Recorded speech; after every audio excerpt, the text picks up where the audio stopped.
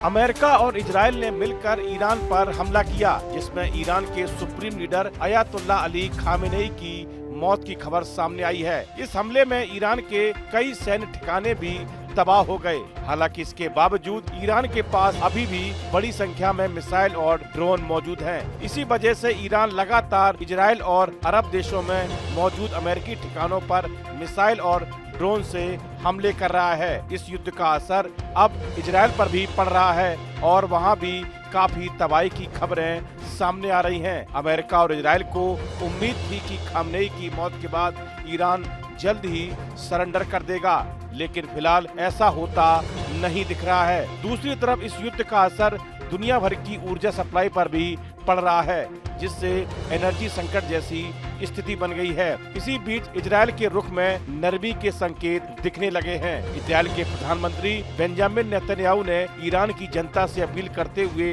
एक भावुक संदेश जारी किया है। इजराइल के प्रधानमंत्री नेतन्याहू ने ईरान की जनता को एक भावुक और कड़ा संदेश दिया है। उन्होंने कहा कि यह समय ईरान के लोगों के लिए एक दुर्लभ मौका है, जिसमें वे अयातुल्ला अली खामनेई के शासन को खत्म करके अपनी आजादी हासिल कर सकते हैं। नेतन्याहू ने कहा कि इजराइल और अमेरिका मिलकर तेहरान के तानाशाहों के खिलाफ लड़ाई लड़ रहे हैं। उनके अनुसार इस अभियान में ईरान की कई सैन्य ठिकानों को निशाना बनाया गया और इस्लामिक रिवोल्यूशनरी गार्ड कॉर्प्स यानी कि IRGC के हजारों लड़ाके और कई मिसाइल लॉन्चर नष्ट कर दिए गए। यह बयान ऐसे समय में आया है जब क्षेत्र में तनाव और संघर्ष लगातार बढ़ रहा है और नेतन्याहू ने ईरानी जनता से अपील की है कि वे अपने भविष्य के लिए खड़े हों। इजरायली प्रधानमंत्री ने यह भी कहा कि उनकी सैन्य कार्रवाई का लक्ष्य केवल ईरानी शासन के ठिकाने हैं, न कि आम नागरिक। उन्होंने कहा कि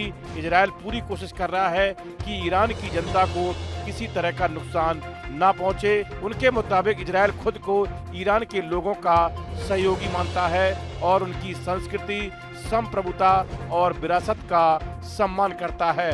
नेतन्याहू ने अपने संबोधन में दावा किया है कि अयातुल्ला और उनके सहयोगी अब भाग रहे हैं और उनके पास छिपने की कोई सुरक्षित जगह नहीं बची है। उन्होंने कहा कि आने वाले दिनों में ऐसी परिस्थितियां बनाई जाएगी जिससे ईरान की जनता अपने भविष्य का फैसला खुद कर सके। इस वीडियो में फिलहाल इतना ही। आप बने रहिए न्यूज नेशन के डिजिटल प्लेटफॉर्म के साथ। आपके मोबाइल पर तुरंत आएगी ब्रेकिंग न्यूज।